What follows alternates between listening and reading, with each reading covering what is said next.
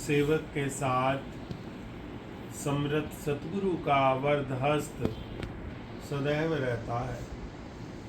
सेवक के सिर पर सदा समृत गुरु का हाथ, जहाँ जहाँ शिष्य सिमरहि तहाँ तहाँ गुरु साथ। सतगुरु अपने सेवक के सदैव साथ रहते हैं।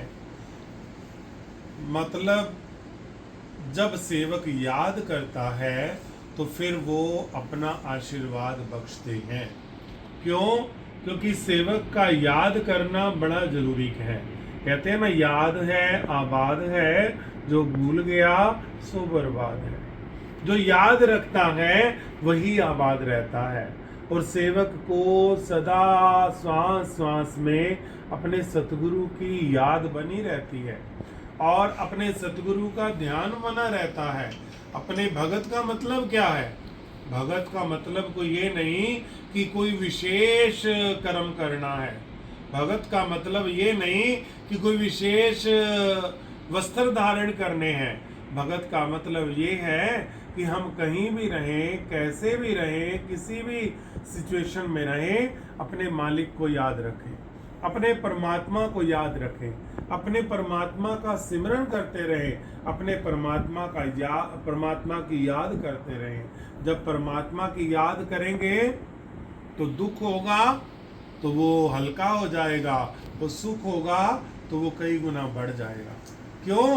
क्योंकि सतगुरु जो हैं, सतगुरु जीवन में कैसे हैं कि वो जीवन की मिठास को बढ़ाते हैं और जीवन की खुशबू को बढ़ाते हैं।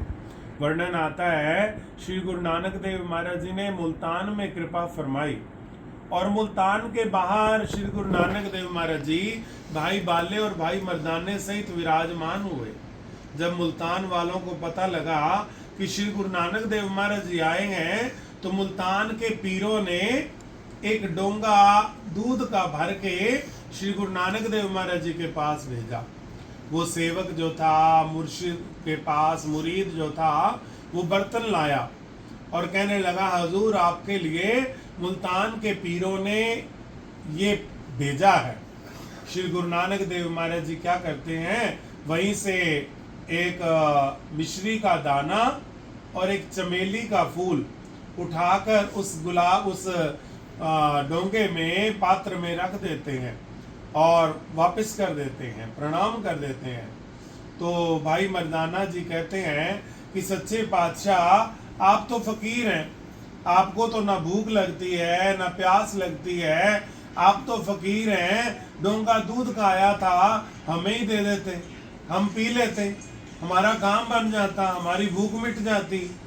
तो श्री गुरु नानक देव महाराज जी फरमाते हैं, वो डोंगा नहीं था, वो मुल्तान के पीरों ने हमारे लिए एक प्रश्न भेजा था।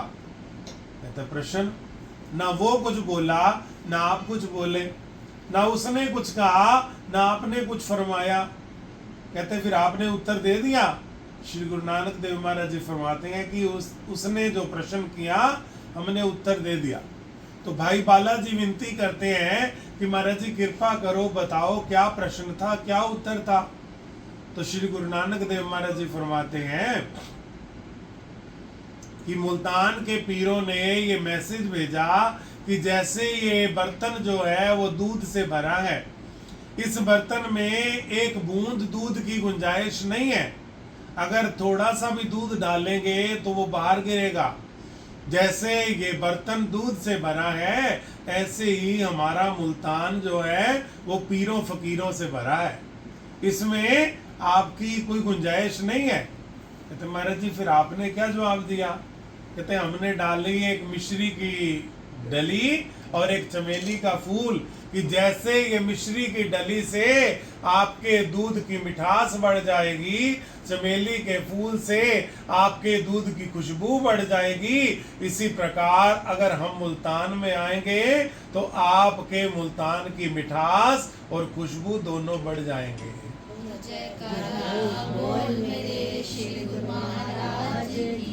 तो सतगुरु सेवक के जीवन की मिठास बढ़ा देते हैं, खुशबू बढ़ा देते हैं। जिसके जीवन में गुरु का मतलब क्या है? घू कहिए अंधकार को, रू कहिए प्रकाश, अंधकार